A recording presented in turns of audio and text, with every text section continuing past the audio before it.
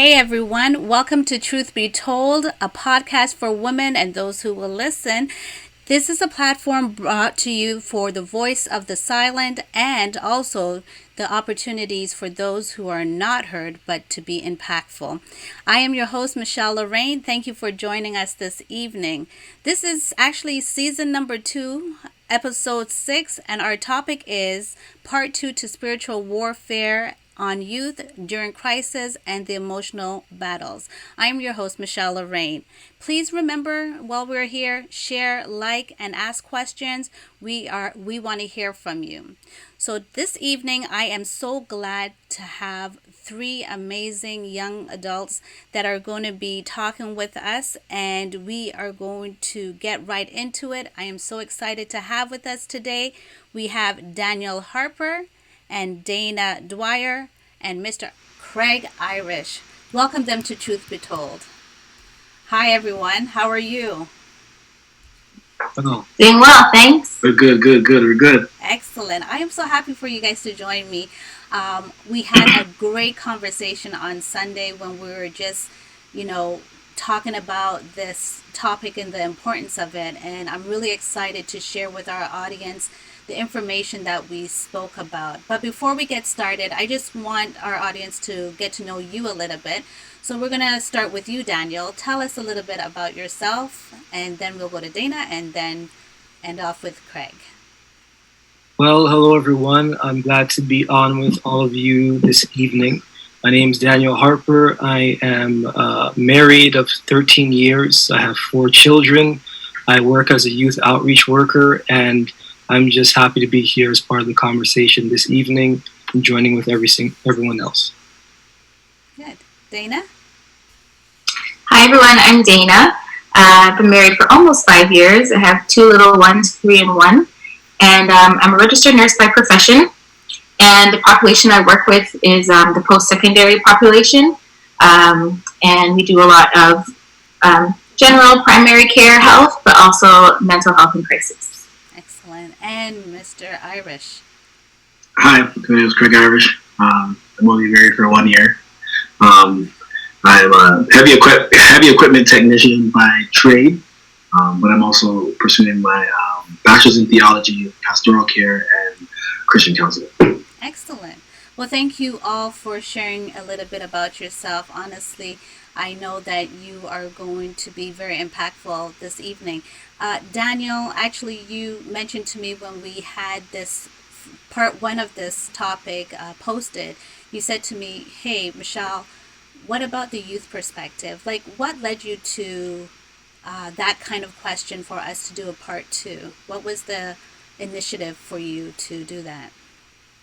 Well, it was just, I noticed that you were having 2 people who are a little bit older, not elderly or anything like that. And I thought, and certainly definitely a great thing to do, they would be people that would be a benefit to providing information based on their experience or what have you in working with youth in their pastoral and professional background. And I just thought that it would also be a good idea to have the scope, because it's with youth, so have some people who might be a little bit more closer connected with young people as well. So it was really more so that than anything. Yes, and I think it was an excellent idea, and thank you for reaching out to me and letting me know that this should be a dialogue that is brought to the table. Okay, so we're going to talk about the spiritual warfare and the emotional battles that youth are facing during this crisis time.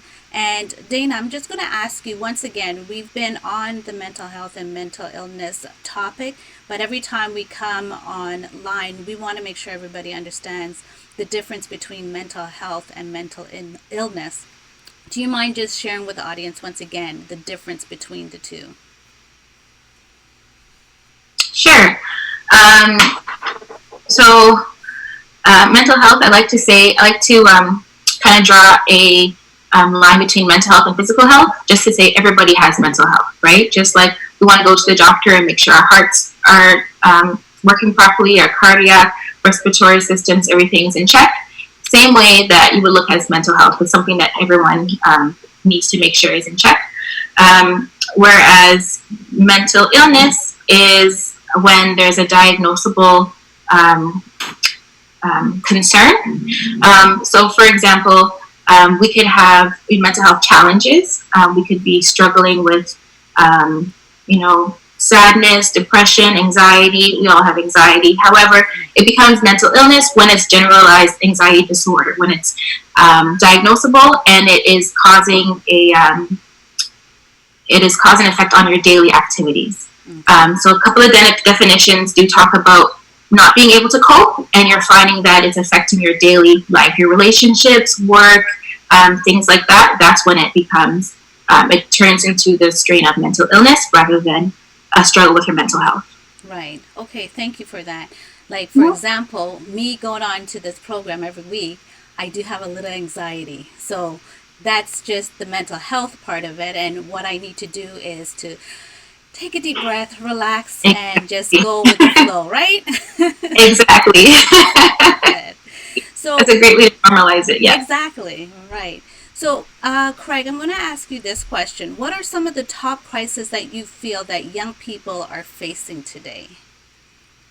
I would have to say, definitely, I think depression is one of the heaviest ones these days. I think if I was to say that's a gateway, I'm not a mental health or mental illness a professional, but I would say just going around and hearing young people just being depressed. I can almost tell you in the last couple of weeks or months, I've just messaged a few friends and they're just like, "Oh man, I was going through some depression right now," and I was like, "Huh?" And people talking about they're on antidepressants and actually taking medication, seeing therapists. Right? I think of all that we can think about, anxiety, all those different streams of it. I think depression is the one I hear more frequently among young people. Mm-hmm. And what do you feel is like the cause of the depression, in the sense of right now a lot of people are not in school? Is it to do with the fact that they're not in school? Is it the separation anxiety? And I mean, any one of you can answer the same question, but what do you think is contributing towards the depression?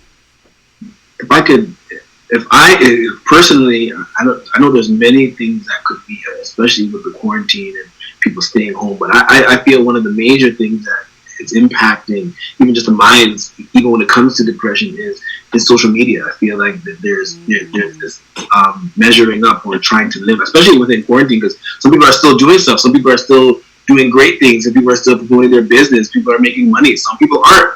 Right? Some people have been deferring payments. Some people have been, have been out of work for the past 5 months or so. So I think that social media it can weigh heavily in young people's thoughts right now, because you're seeing other people doing great things and you're like, well, I'm here, I don't really have much, and lack of money or the stress and the pressure of what's happening with coronavirus on just everyday life, right? Can bring you into that mindset of being depressed and not being able to go anywhere, and then being locked in on a screen and just watching other people doing great things while you're sitting at home.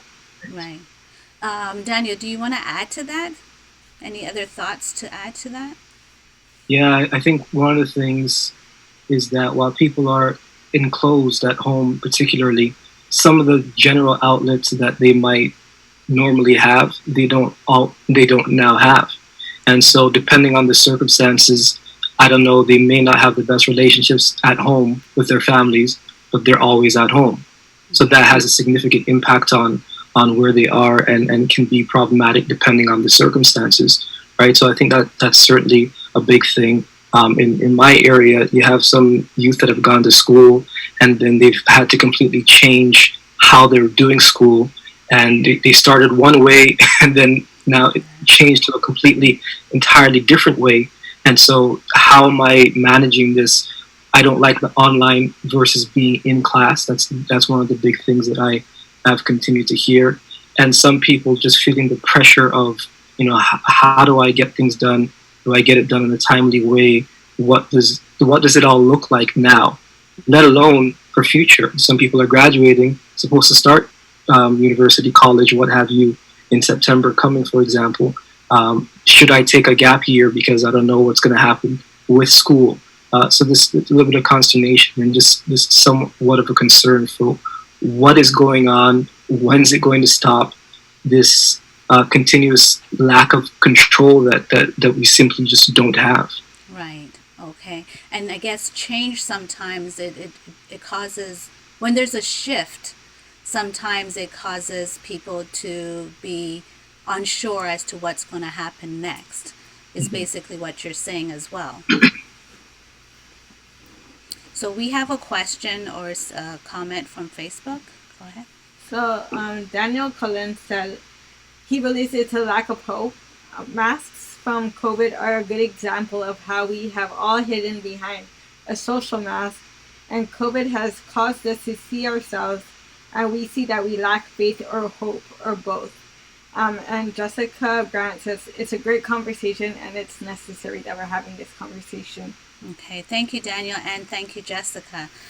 Any comments or response to that?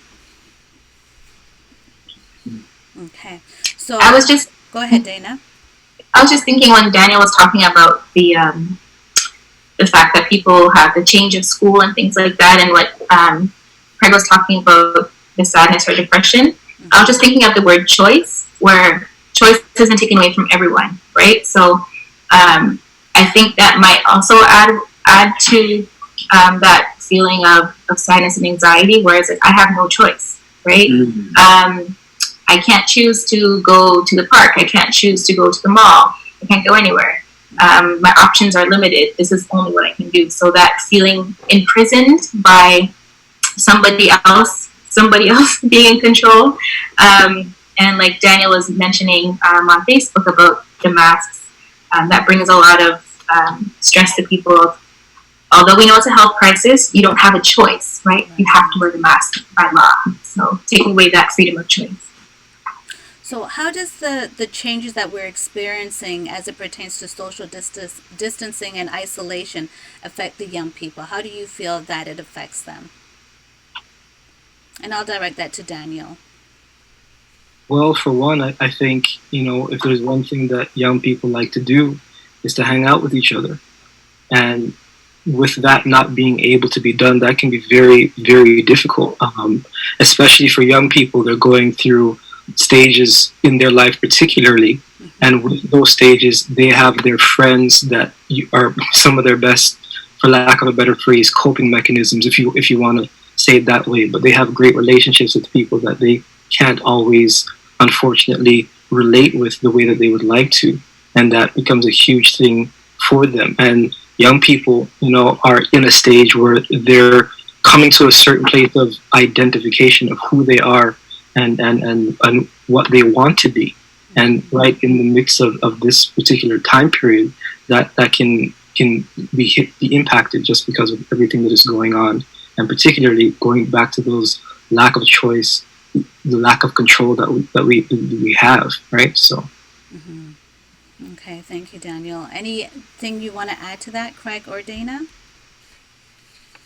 I think another thing, as Daniel was just talking, I think something that just came to me is even with coronavirus and what we're seeing within the climate of the time right now, is that with this extra time, with this pandemic, people actually have to face themselves, right? They have to look into the mirror. They have to look at various things within young people, especially young couples or young people with children. There's a lot of things that people have to actually face because of that choice element. So now that it's taken away, now there's certain things that are brought to the forefront that you can't mask behind school, that you can't run away from by just going to church, that you can't run away from by just going to work or hanging out or getting out of the house. So I think that man in the mirror element now is really starting. So people are actually getting to start to see themselves and like, okay, this is what I'm actually really like, what I'm forced without choice to actually sit down and have thoughts, think about things that I normally wouldn't think about, right? With all this extra or quote unquote free time during this virus as well. Right. So when we started, I had asked Daniel why he suggested that we do the youth element of this topic, and it made me want to ask the question, do you think that the impacts are greater on young people today versus, let's say, the young people of the 70s and 80s? How do you think it's different? How do you think the way young people are being impacted today varies from how young people would have responded to something like this in the 70s or 80s? And maybe I should ask Daniel that question because... But go ahead, Craig, go ahead. No, I'll answer it. If I was to go back in time, obviously, because I'm born in the late 80s. I caught the tail end of the 80s, but I would say that it's a little bit more challenging now. I would say, personally, growing up in this generation, I think back then a lot more things were, not to say they were handled the greatest, but things were more communal, right? Things were handled more in a family unit, right? You dealt with things more. You didn't have much places to turn. There wasn't that much influence at the time, right? Maybe you turn on TV and see Cosby's or Brady Bunch or something in that regard to like kind of give you an outside perspective of what another life or family life could look at. But I think because this society has so much more, there's so much more information. There's so much more things you can look at. You can Google something, right? Before there was no Google, you had to go to the library to the Britannica. Was that that's what it's called? Britannica? I remember. I just got the last tail end of it, but those are looking up information, right? Yeah. So I can, if I want to look up mental illness, I can just Google that on my phone, on the tablet. Before, you would actually have to go to a library, right? Or information was passed through generations, or you actually had to visit a doctor. So I think that now how we deal with issues is a lot different because it's almost instant, when back then you actually have to go, and so handling the problem might be a little bit more swifter back then because you actually had to go see somebody, or you actually had to go get help. Or here it's kind of like, I can Google it. Oh, okay, well, that's not too bad. And then I just kind of move on to the next thing. So I think the generations are totally different because of the impact is different because of the transformation of the information that we get now so rapidly. Yeah.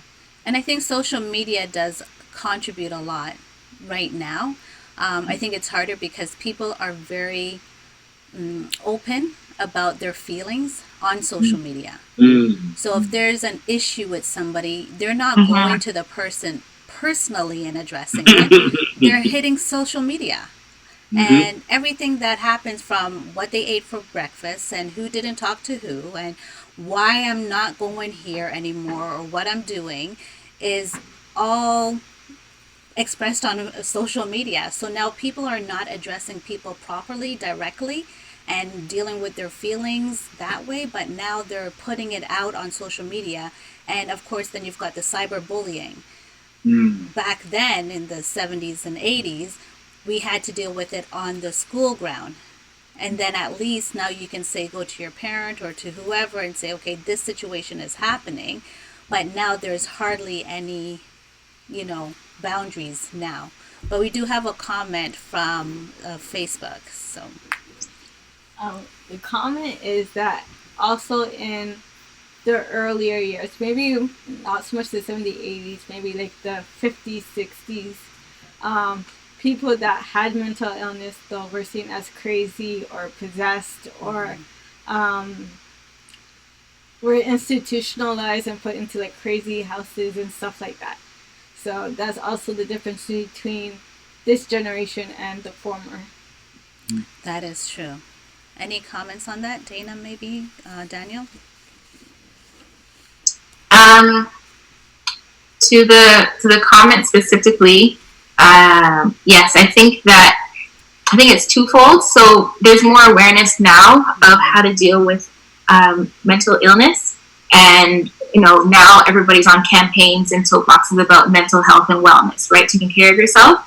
So I think it's a positive in that strain compared to what was previous. However, the negative is that we have more incidences of people having struggles with mental health and being diagnosed with mental illnesses because of this information age and social media and this instant gratification and all those needs that are happening now. So it's really interesting to kind of compare the decades as far as mental illness and how they've been dealt with, and as far as what are the causes now. And I wanted to add to what Craig was saying about, he said something about the instant gratification. I think that plays a role in this pandemic as well, where a lot of young people are used to, moving from this excitement to this excitement, or, whatever's happening in the news, moving on. But this pandemic has been going on for a very long time in a lot of young people's minds. Whereas in the older years, sit back, you have to wait for the cows to grow up to be killed so you can get some beef, right? So, patience was a different thing back then as to when it is now. Yeah. So I think there's a lot of cause and effect differences between the decades that we've passed through. Right. Also, I call it the microwave age. Everything just goes like this. It's just by a snap of a finger. Now, there was a great point that was made in regards to we have a lot of information now.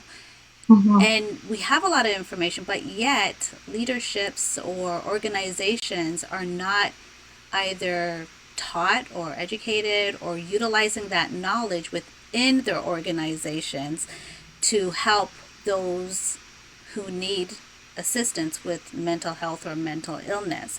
So how do you think the organization and institutions are supporting youth during the crisis? And if you feel that they're not, how should they support the youth? Well, I think for the school system, for example, and community spaces and things like that, what is happening, and my role speaks particularly to something like this. As a provincial youth outreach worker, my role is actually to connect with young people, find out whatever circumstances that they might be in and what they might be looking for, and refer them to those sources so that make the connections, right? So I think part of what the government has recognized provincially, at least, and in different arenas, is that there are things happening, particularly with youth, that need to be addressed. And because they need to be addressed, you have roles like mine and other roles as well in various organizations and agencies specific to help young people to be able to get from point A to point B better and more effectively in life. There's a lot more programming. There's so many different type of grants that are for youth and youth ages from 15 to 29. And so the opportunities are certainly available. Unfortunately, one thing I'm also seeing is that there seems to be a disconnect at times between, for example, the Ministry of Education versus the Ministry of Child and Youth and Family, which is where the provincial youth outreach workers are under. And because they're not connecting, then when I go into a school hasn't heard about me yet.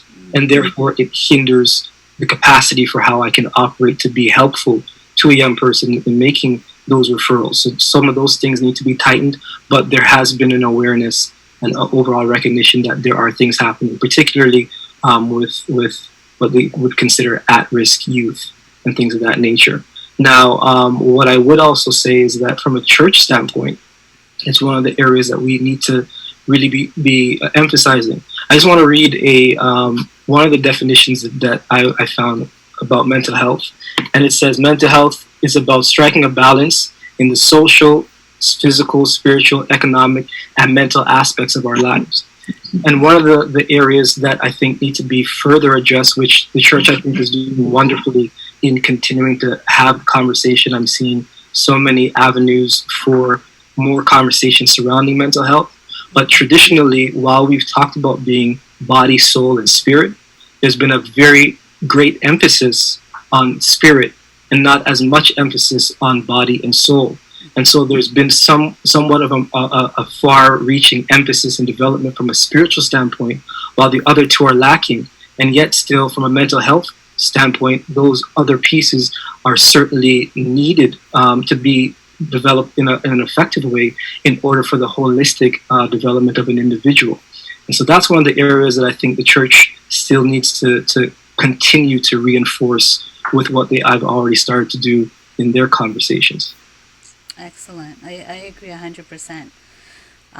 which leads to my next question. So, what would you, as leaders, let's say for yourselves as leaders, what would you do to implement this type of change in churches? If you were able to do a presentation to a pastor or to a leader, what would that look like? How would you share with them to implement this? How do you integrate it into the church? Can I answer? think, Go ahead. Mine's gonna be very simple, Craig. So you can come with your good stuff after. I was just thinking as Daniel was talking, growing up and having a youth leader, he would always come to me and shake my hand and say, "How are you?" And I say, "I'm good." And then he'll say, "No, how's Rochelle?" That's my middle name. He'll say Rochelle. And he would call me by my middle name because his point was he wants to know how I really am, not how Dana is, that, you know, the Dana that everybody sees, but he wants to know how I really am. And that always stuck with me because it made me feel open to be able to let him know, you don't just use the regular "I'm okay" or "I'm good," be able to tell him how I was feeling. So I think maybe just normalizing that "how are you" question as not just being a regular greeting and you just say, you just keep going, but to actually want to know how somebody's doing, right? And making people feel like you can answer the question openly and honestly, and not have to, as one of the Facebook comments said, put the mask on and put on the facade, but be able to be open and say, "I'm not okay," or "I am okay," or "Can we talk about it later so we can have a clearer conversation?" So just those simple things. I think that a lot of times when we implement programs and committees, that it sounds scary for people and they don't feel comfortable saying they need to access that program. But if it's a normal conversation that we have on a regular basis, then people will feel more open to share how they're feeling and identifying the need to seek help if needed. Yeah. Awesome. That's awesome. Craig? I think Dana makes some excellent points. I think that's the first place that we have to start is normalizing communication and healthy communication. And I think that's the number one, not kind of glossing over it. I think as leaders, even spiritual leaders, we should be able to discern, and it's not a shake, and it's not tongues in the Holy Ghost, but it's rather that, okay, something seems kind of off about Dana. Let me go and check in, right? And just try to be able to see or identify if there are any areas and if they're willing to even speak, right? And if not, be able to just give a word of encouragement and let someone know that let that person know that someone's actually caring about their well-being. So I think that's the first place.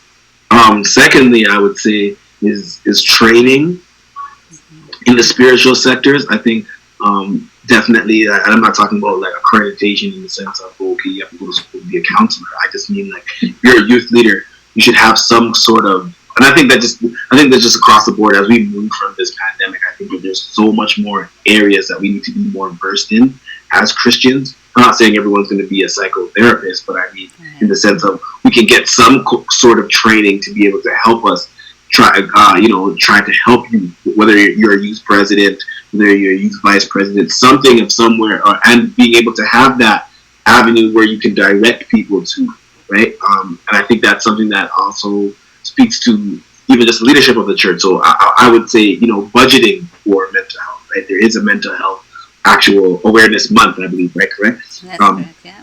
Right? So, I know at my former church, that was something that we did heavily, like a youth night where we actually just spent on mental health. Like we brought in someone from, an actual mental or a mental health facility to come and speak to us about different, different diagnoses and things like that where they can get help.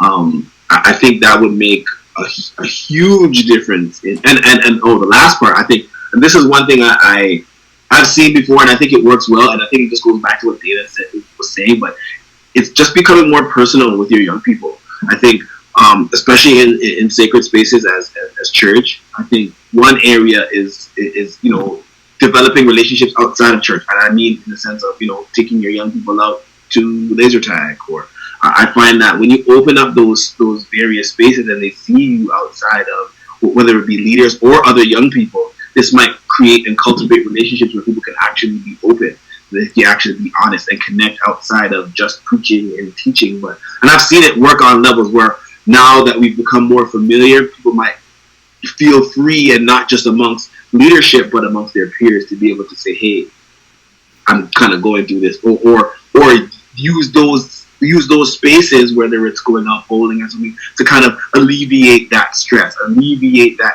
anxiety, the depression, right? Those things. I know it's not going to completely eradicate it, but that can take some of the pressure off as well. Right. Help with the coping.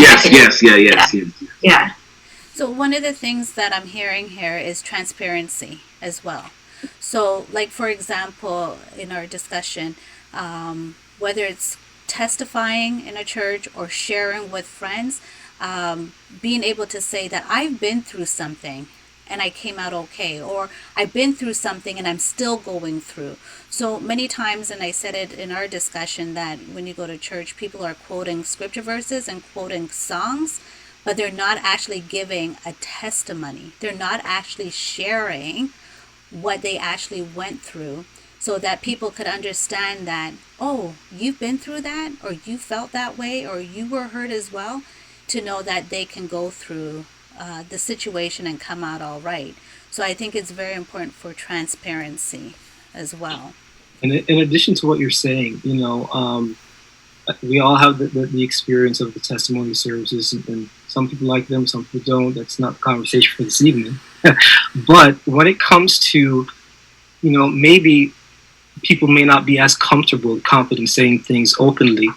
But what I think one of the things that we need to either get back to, because I've heard that it has happened before, is, sometimes the men and the women separate and they're only together. And then you're having conversations that are in a more intimate setting that allows people to and you let people know about a safe space, and that's unfortunately one of the stigmas when it comes to church and ministry about, where is information going that's being said, right?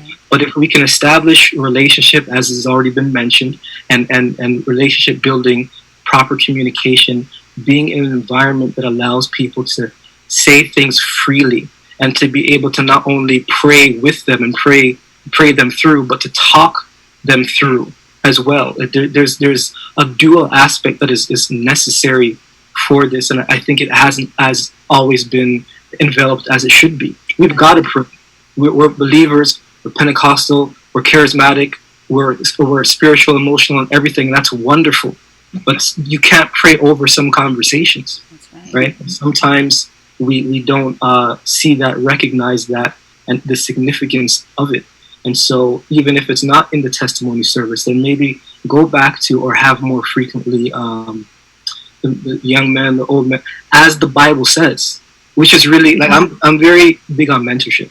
And I think it's so crucial, and it's an aspect that we see throughout Scripture in different avenues and forms, and I don't think that we've recreated it, as it were, in the best way that we possibly could. And where the Bible says that the older men should, take the younger men under the wing, and the women as well with the younger women, if we're not doing that as much, we're losing out on the potential for gained experience. We're losing out on the potential for learning about things that are going on, so that you do have those things you need to be praying to God about, because you never experienced it before, the older generation versus the younger generation. And we're losing out on the cohesion that needs to be there between generations, that is not always as present and as prevalent, that I think is a significant hindrance to the progression of where the church can go. So, and again, even when I meant testify, I guess we just have this thing of testimony service during our service. Testify is me sharing with you personally. That's what, to me, testimony really is, me sharing with you. And again, like you said, about the fathers, teaching, or the elders teaching the younger. So that's very important, and that's where we definitely need to get to. Can I say something? Go ahead. Go right ahead. I think I'm gonna say something controversial. Don't worry about it. But in a sense where I think that even in our churches, I think holistically, I think we have a mental health issue when it comes to actually talking about things that we go through. I think we're actually traumatized by actually speaking out. It's almost, and I get flack for it all the time. I'm like, oh, Craig, you can't say that. And it's like, well, wait a minute. I overcome by the blood of the Lamb and the word of my testimony, right? So what you're telling me is unscriptural. So going back to what you said, right? Think about that space of testimony service. That's the one service that no one has anything to say, right? If this is supposed to be the time that we talk, right? Like, think about it. If this is true. If this is the time where, and let's just use church as the space that we're talking about, if this is the time where we're supposed to be able to say, okay, hey, guess what? And normally testimony services on the Sunday, we're going to church anyway. Sunday night. So there's not that many people gathered, right? So it's more of a. But I think the fear is to what Daniel is saying is people more or less is not being able to express with the fear of somebody taking what you said, right, and using it in a derogatory way, rather than. And obviously, church is supposed to be a place where we build each other up and we esteem each other highly than ourselves. And I think even just biblically, like I'm reading in Timothy and Paul's writing to him and he's like, okay, I'm a great apostle and God sanctioned me, but guess what?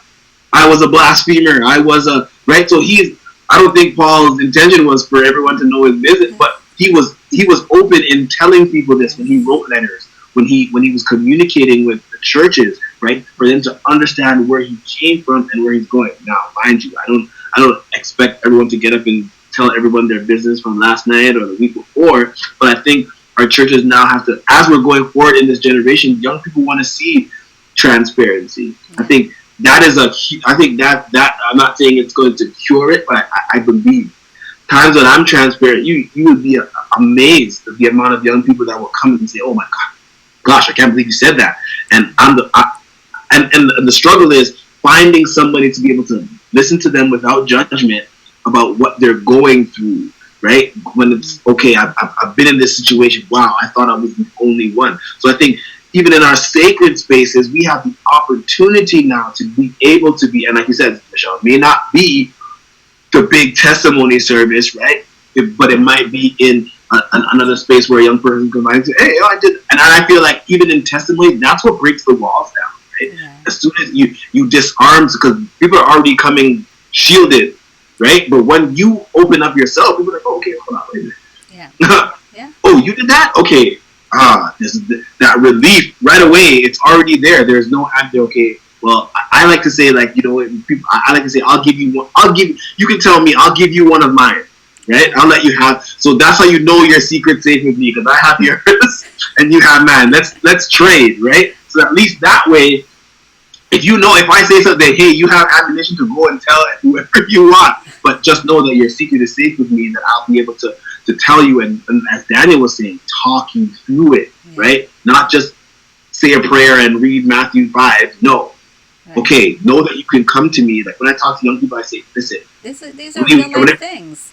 Yeah, whenever you, and after they express, I said, this is not it. If you ever feel that you need to have a conversation, call me, text me, right? And I'll get back to you. I'll make sure that I won't leave you stranded, because now there's an accountability on my part as a leader or as anybody in any sacred space to help you get through it. Right, exactly. I think it's interesting. Okay, just listening to the conversation, I'm just thinking of like scriptures, right, where we use in church all the time to be an example. Like David was upset, and he said, to encourage himself to hope thou in God. We use all these scriptures, right?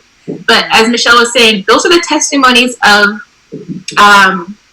the people in the Bible that we're using to encourage ourselves. So how can we not use that same model today, right, in our own environments and communities, and say, okay, well, Daniel was sharing that he went through this, so yes, I can hold on because I went through the same thing and I'm encouraged by Daniel. Or Craig said that he overcame this mountain, and because he overcame it, I can overcome it too. It's the same concept. It's just that we're looking at the same people in the Bible over and over and over again, but we have living testimonies and living monuments now that we can glean from and learn from. And I think the whole culture shift of thinking, going through generations and being like, oh, back in my day, it was different. No, back in your day, the same thing happened, right? So instead of showing the differences of back in your day, let's talk about the commonalities of back in your day and today, and then see where we can grow and develop together. Exactly. We do have a comment from Facebook, but Daniel, go ahead and make your statement, and then we'll take the comment from Facebook. No problem. Just quickly, I wanted to say that if we're unwilling to have a conversation, then people are going to find an answer to come. I think that needs to be our concern, because, and it's not that we necessarily have to have the answer, because we won't have all of them, but we can be standing beside people in support of them. I think there's a certain help that happens in there. But also, more importantly, they're going to find answers in places that they shouldn't be finding answers. They're going to be the wrong answers, but it's all that they have to go on. Maybe it seems good at the time, that impacts them later, and these type of things, if we're unwilling to address certain things. Right. Okay, and our comment from Facebook? Sharon Gordon says, sharing personal experiences with a broader audience is key for many young people struggling. Audience meaning 2 to 6 people, or if comfortable or appropriate. Jessica also says, that was good, Dana. That was good talk about the commonalities. That was really, really good. Okay, excellent. Thank you both for those comments. We are actually running out of time, but I really wanted to touch on one of the things that Dana shared with us regarding the grief cycle, and then go to some coping steps for mental health and mental illness. So Dana, share with us about the grief cycle that you had mentioned to us. So I was just sharing that I had the opportunity to share with a youth group recently the concept of what we're going through now with the multiple pandemics. We have the coronavirus pandemic, and we also have Black Lives Matter, or all these injustices that are happening, that we're all potentially experiencing levels of grief, right? And grief can not just be, you lost your mother or your father, but something taken away from you, which is also, we talked about lack of choice. So losing something, that leaving an emptiness or a void can make you feel that you're grieving, right? So just talking about I like to use the Kubler-Ross grief cycle model. So there are 5 stages. The first stage is denial. The second is anger.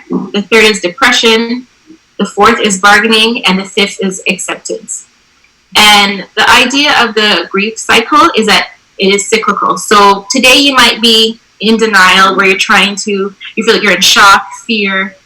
For example, the beginning of the pandemic, I was in denial. I was having a hard time. This cannot be happening. It's 2020. What in the world they let out into this world? But then at another point, I was in a really low state. So I may have hit the depression stage, where you're trying to figure out what's going to be happening with your life. This is going to be, years and years that we're going to be sitting at home having to wear masks. Or another day, I can get to acceptance and be like, yeah, I got this, right? I'm moving on. But the next day, I could even jump back to being angry or bargaining. So it's just kind of a cycle where we have all these emotions spread all over the place. And I think that's where a lot of our young people are sitting with. They have all these emotions that we can't identify, right? One day they're feeling up, the next day they're feeling down.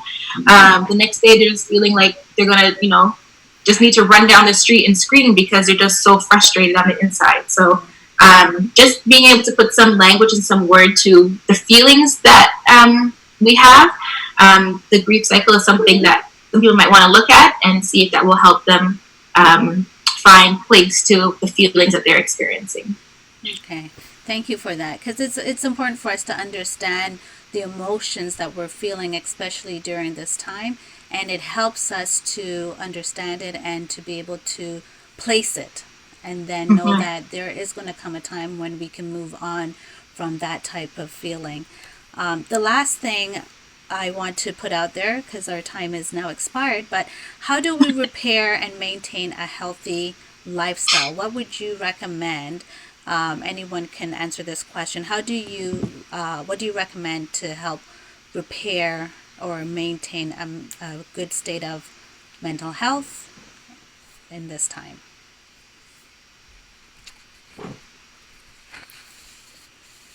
I'll go first. I would definitely recommend a Sabbath. I'm reading a book called Emotionally Healthy Leader, and when it just talks about actually having a Sabbath, right? A day that you sometimes you just don't do anything. You don't wash dishes. I don't know about for married folk if that'll get you in trouble or not, but where you don't clean or you don't do anything that constitutes work in the sense where it's a work based environment, but something that you can actually rest in it. And the Sabbath doesn't mean it's not just a church thing either. It's a day that you actually get rest, and that rest doesn't mean that you're not doing something that you enjoy, right? So that Sabbath could be going for a bike ride or going for a walk or reading a book, but just having some time to yourself that you can actually just reflect or do, like it could be something minimal, do art, listen to music, just a time that you can actually decompress. And even with that Sabbath, that could be coming off of social media, right? That could be turning off your phone for the afternoon, right? Depending on various other obligations you might have, but just something that you can actually kind of disconnect. And it's not just from a social media standpoint, but emotionally sometimes you just might need something that lifts your spirit. It might be playing some Nintendo, I don't know, but it's something that I've kind of even constituted in my life. My Sabbath most times is just going for a bike ride, right? And even on a day where I'm like, okay, I'm just gonna go for 30 minutes, sometimes I'll go for 40, but it really helps my mental health in the sense where I'm just like, wow, I come back, I'm fresh, I'm rejuvenated. If I had a bad day or something wasn't going the right way, it was just a part that I actually got to rest, disconnect from everything else. So I something that I would recommend, if it's possible, is to have not just only a day of Sabbath, but even just make it something that you do periodically. I know it's kind of tough now, it's the gym, right? Sometimes it's something different, but find something that actually gives you a rest, something that actually can replenish you and put you back into good spirits and into good thinking. Okay, great. Daniel and Dana, 30 seconds each, since Craig took it up. No, they were excellent points, Craig. I loved it. But if you guys have anything to add on to that?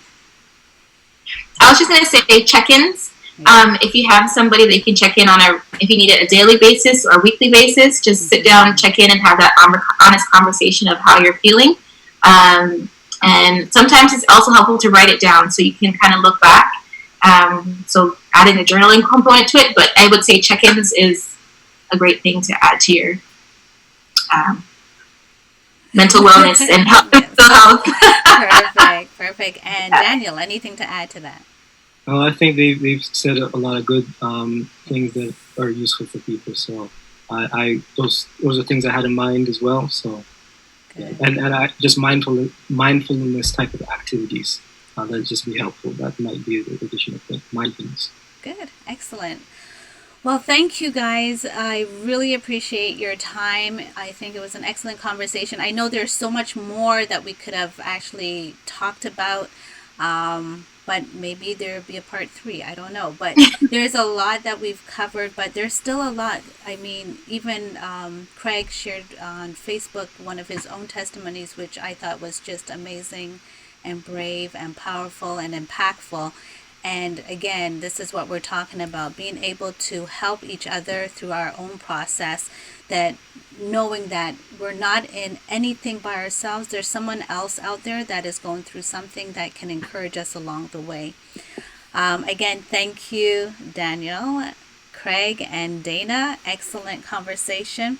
And for those of you out there who are watching this program, again, there is information in our Facebook that shares resources if you need assistance.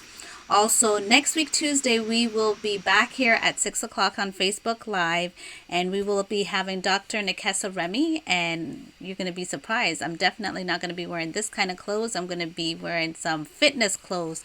So we're going to get into the body part.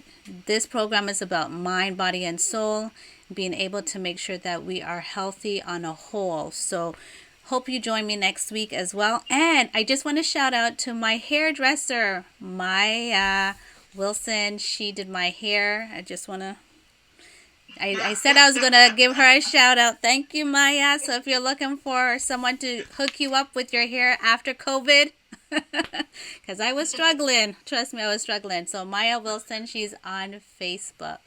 All right. So thank you all for joining us. I hope you received some great information. Have a good night and be blessed. See you next week, Tuesday.